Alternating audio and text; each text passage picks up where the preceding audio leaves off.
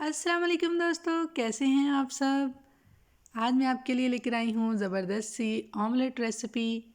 उम्मीद है आपको पसंद आएगी। मेरी फेवरेट ऑमलेट रेसिपी मैंने सोचा आपके साथ शेयर करूँ। तो उसके लिए हमें चाहिए 2 अदद अंडे,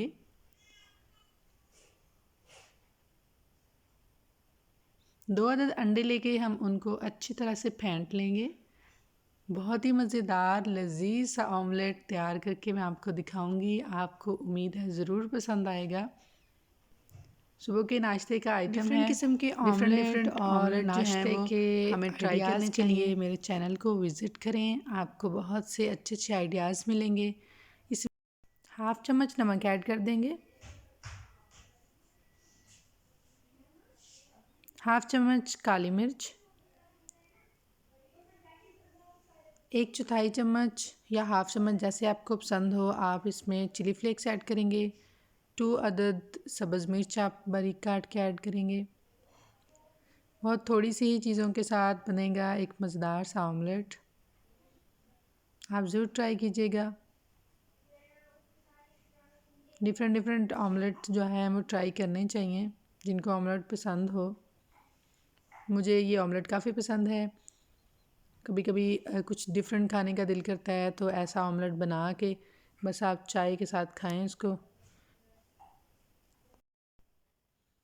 इसमें हम मज़ीद 2 चम्मच कॉर्नफ्लोर ऐड करेंगे। कॉर्नफ्लोर के साथ इसका फ्लेवर बहुत इन्हेंस हो जाता है और बहुत मज़ेदार ऑमलेट बनता है। बस उसके बाद आपने इसको जो है डायरेक्ट आपने इसको बना के चाय के साथ कॉफ़ी के साथ खा लेना है। आपको रोटी या ब्रेड की ज़रूरत नहीं है। इसके अंदर एक फ़ुल मील बन जाता है आपका। ये बहुत ही मज़ेदार होता है। एक दफ़ा आपने ज़रूर ट्राई करना है। अच्छी तरह कॉर्नफ्लोर डालने के बाद मिक्स करके हम पैन में थोड़ा सा ऑयल लेंगे। ऑयल हमने लेना है तकरीबन 2 चम्मच और उसके बाद उसको सारे फ्राइंग पैन में हमने फैला लेना है। और हमने फ्राइंग पैन को पहले से थोड़ा सा गर्म किया हुआ है।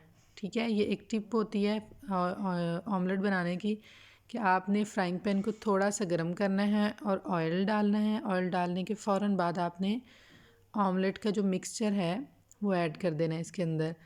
तो इस तरह क्या होता है कि आपका ऑमलेट ज़्यादा अच्छा और बनता है और अच्छी शक्ल का बनता है, जलता नहीं है।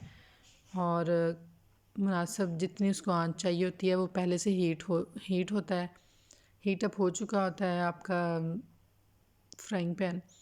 तो फिर इस तरह आराम से ऑमलेट बन जाता है। देखिए कितना प्यारा बन गया ये, एक तकरीबन ब्रेड की तरह का ही बन गया है।